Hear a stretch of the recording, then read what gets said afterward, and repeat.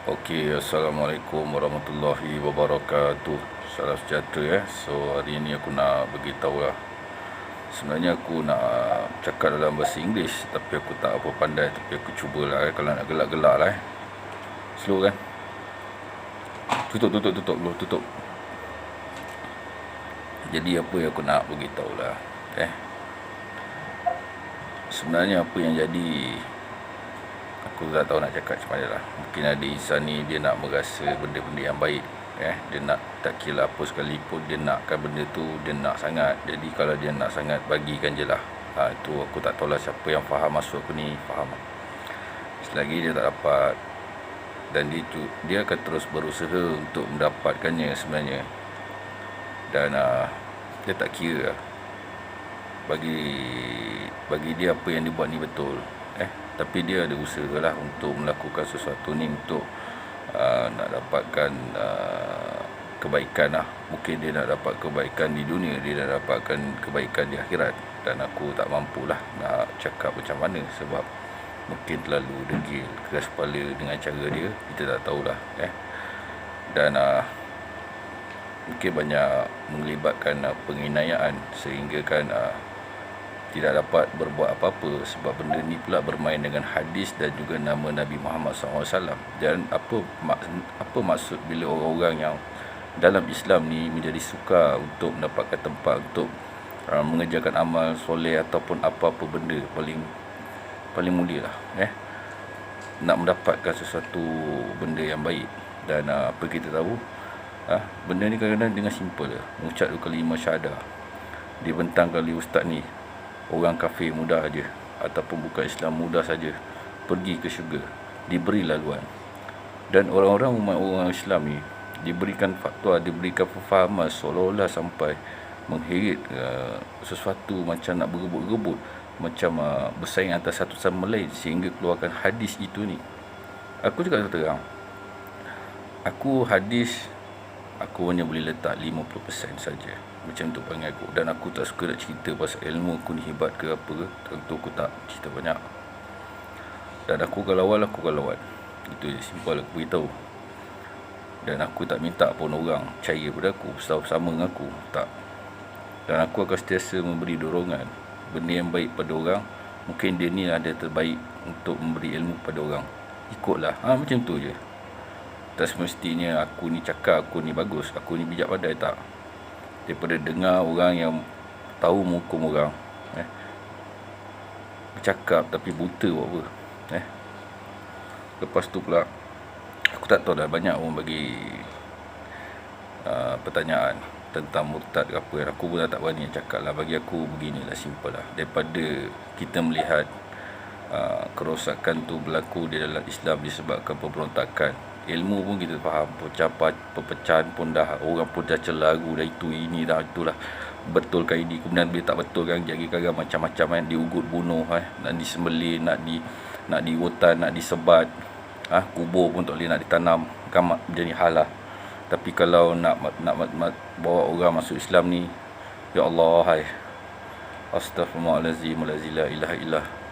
Bagi anjing minum pun ditawarkan syurga, mati pun ditawarkan untuk mengucap 2 kalimah syahadah, mudah-mudah ada syurga.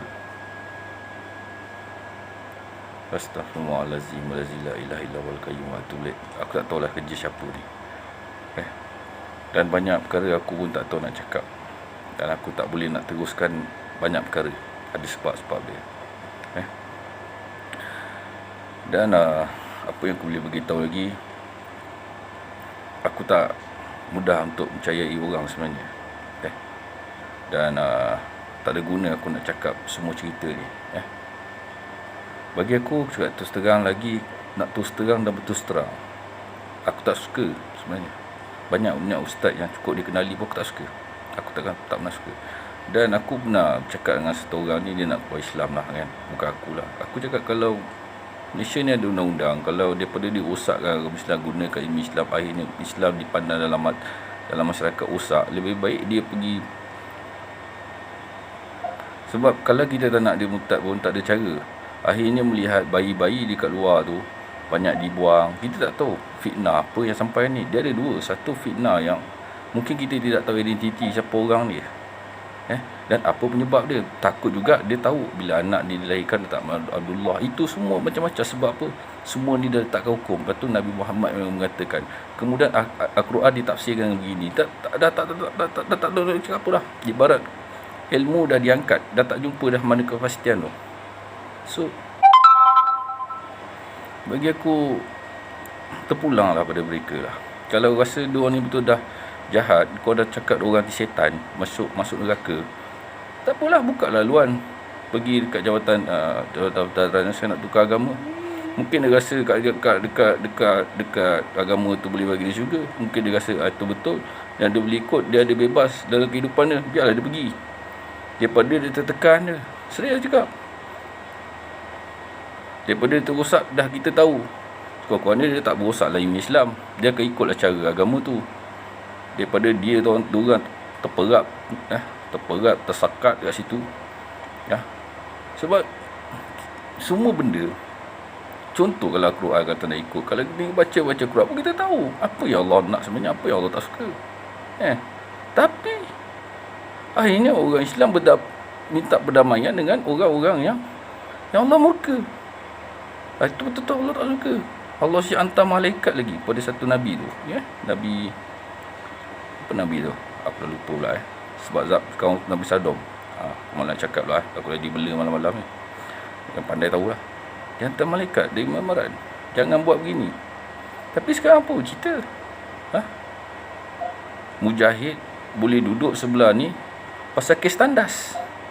Ingat lagi kes ni, kes tandas. Allah nampak, kalau betul ikut Quran, itu ikut Quran je. Simple. Jadi apa yang berlaku bila orang Islam nampak benda-benda macam ni? Dan apa yang orang bukan Islam akan lihat. Jadi bagi kelonggaran lah. Kalau dia rasa dan dia yakin dia akan tinggalkan Islam, dia masuk agama, dia masuk syurga, ataupun apa-apa pun, terpulang. Kalau dia jamin dia masuk syurga, itu pergi. Dan kita tahu kalau betul Islam kata dia masuk murtad ke apa ke, dia nak masuk neraka, biarlah dia masuk neraka. Dah jalan dia dah itu. Buat apa kita nak sengkang? Bagi mereka bebas. Daripada tengok orang munafik hari-hari masuk dalam berita, cerita tentang berebut kuasa, akhirnya melibatkan agama. Bila melibatkan agama, orang ni masuk dalam parti ni, dia boleh jadi bulat. Bila dia keluar dalam parti ni, dia bergaduh sama Islam. Tak, benda ni realiti korang sendiri nampak. Dan kenapa pula orang-orang yang majlis ilmu berdakwah ni tak nak tegur, tak nak cakap secara direct? Dan kenapa banyak benda-benda ini terjadi? Kadang-kadang anak muda pun tahu menilai. Akhirnya lebih baik dia orang main game, dia orang leka.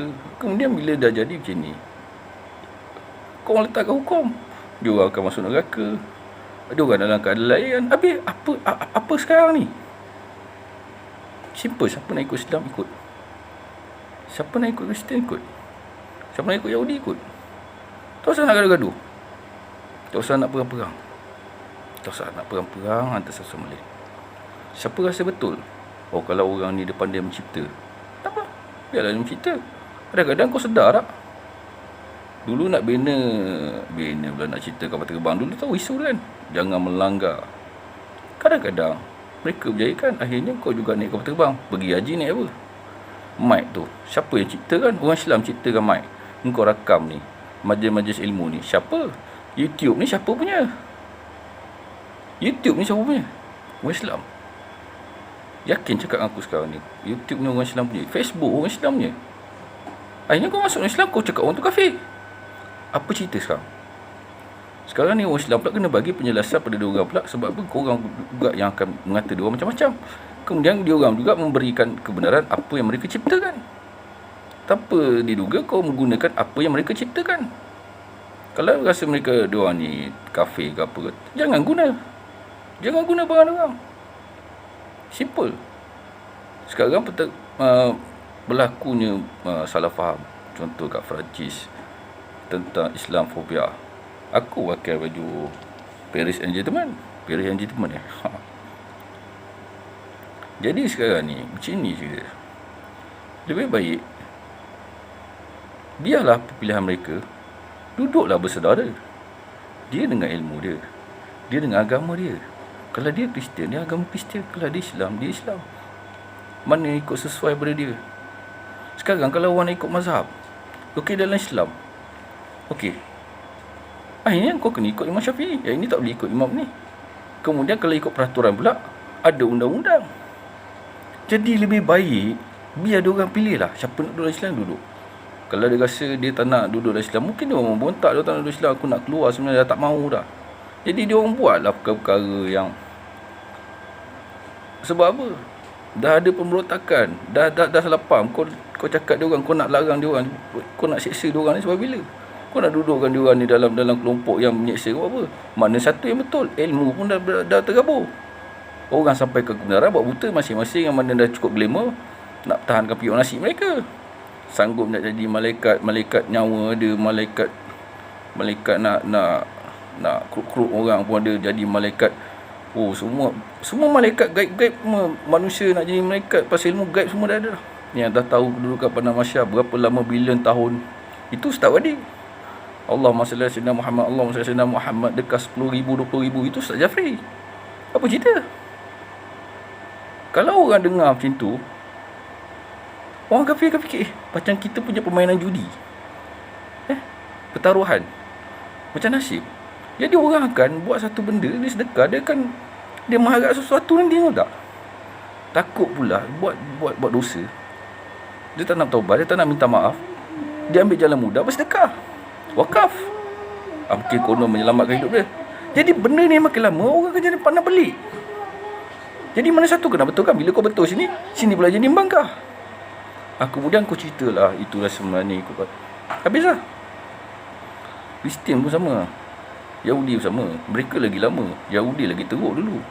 Tapi mereka akhirnya boleh duduk sesama. Mereka boleh jaga bangsa dia. Kalau kita nak mengutuk bangsa dia, bunuh orang ke apa, kita pula bila sama-sama Islam nak berdamai, tak boleh. Berapa tahun? Fikirkan balik, kalau betul ikut Nabi Muhammad SAW, betul-betul ikut contoh Nabi Muhammad SAW, umat Islam takkan berpecah. Nabi SAW tak ajar umat Islam berpecah, dia dah bagi Al-Quran. Kau ciptakan hadis pula lama-lama daripada 1,000 yang menghafal cerita beribu-ribu. Akhirnya Ustaz kata yang sahih ni 200. Siapa yang keluarkan kenyataan itu sendiri? Orang-orang yang berilmu, pelajaran juga, yang belajar ilmu agama, keluar juga 200. Bila dah 200, kata pula imam ni, dulu menghafal aku beribu-ribu, aku tahu hadis Nabi.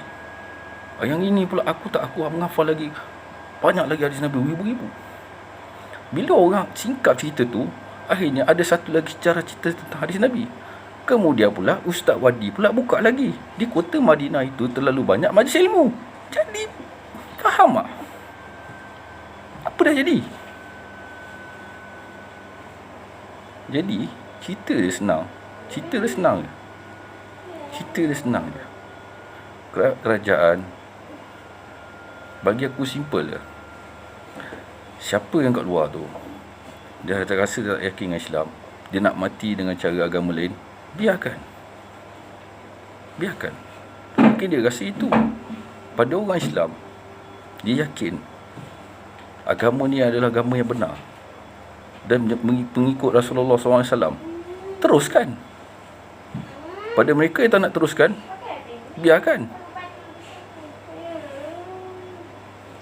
Simple. Kalau biarkan, kau cakap dia masuk, tak usah hina dia masuk neraka, dia murtad dia masuk neraka dah. Tak payah. Itu urusan dia dengan agama dia. Senang. Jaga agama masing-masing.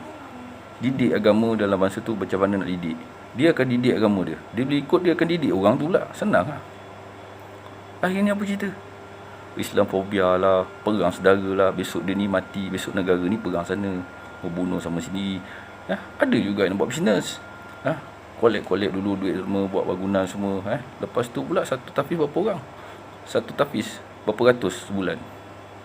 Berapa ratus? Kalau buat satu bangunan tu berapa duit? Cerita dengan aku, Nabi Muhammad SAW, dia besarkan, kalau betul cerita, dia besarkan agama ni dengan meluas sekali. Kalau dia ada perdagangan ke dengan Siti Khadijah ke apa ke, bagi tahu aku. Dia menyebarkan agama Islam ni sebenarnya dengan cara bagaimana? Adakah cara dia menggunakan media sosial masing-masing menunjukkan dia negara ni hebat dalam agama, dia ni pun tunjuk dia hebat agama, dia ni hebat dalam ceramah agama. Akhirnya orang yang tak menghafal tidak boleh layak masuk surga, semua dia dah keluar dah. Jadi simple, minta kerajaan Malaysia beginilah, daripada hari-hari bercelaru tengok benda-benda macam ni, selesaikan. Jadi kita boleh bezakan. Sekarang ni dah mula kena asingkan dah, nak kena buat pengasingan. Sekarang manusia nak buat asing. Kalau dia betul-betul nak pergi pada agama Kristian, dia pergi. Kalau dia nak ikut agama Yahudi, dia pergi. Kalau dia nak ikut agama Hindu, dia pergi. Dan di mereka tak perlu nak perang-perang satu sama lain. Jadi kalau dia rasa dia dengar, oh sini bagus, dia tak perlu nak tunding kafir. Kalau kafir, biar kafir dalam agama dia sendiri. Biar dia tunding agama kafir dia tu daripada agama dia sendiri, daripada umat dia sendiri. Kalau Islam, kalau nak tuduh kafir, biar dia tuduh kafir tu dalam umat dia sendiri. Sebab dia tahu umat dia akan jadi begini sebab apa? Sebab dia begini-gini. Kalau dia rasa tu, biar dia lompat sana, dia lompat sini. Macam parti juga kan, parti boleh lompat kan. Contoh berperang,